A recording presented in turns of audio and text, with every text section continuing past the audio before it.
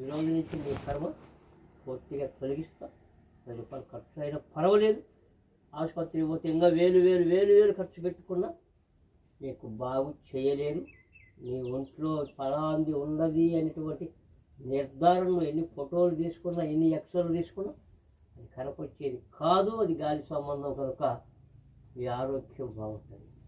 ఈరోజు ఒక నిమ్మకాయ సాయంత్రం, రేపు ఒక నిమ్మకాయ సాయంత్రం, ఎల్లుండి ఒక నిమ్మకాయ సాయంత్రం వేడిసి పారేసుకున్న తర్వాత, అన్నం తిన్న తర్వాత నిండు బిందె నీళ్లు తీసుకొని సగము గ్లాసుకు నీళ్లు పోసి నిమ్మకాయ కోసి పిండుకొని కొద్దిగా బండారు కలుపుకొని కడుపులోకి తాగుబాల ఇక ఏమీ ఉండదు.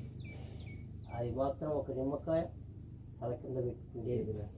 ఒక నిమ్మకాయ వాళ్ళు దాటిచ్చేటప్పుడు దగ్గర పెట్టుకొని అయిపోయాక తల చుట్టూ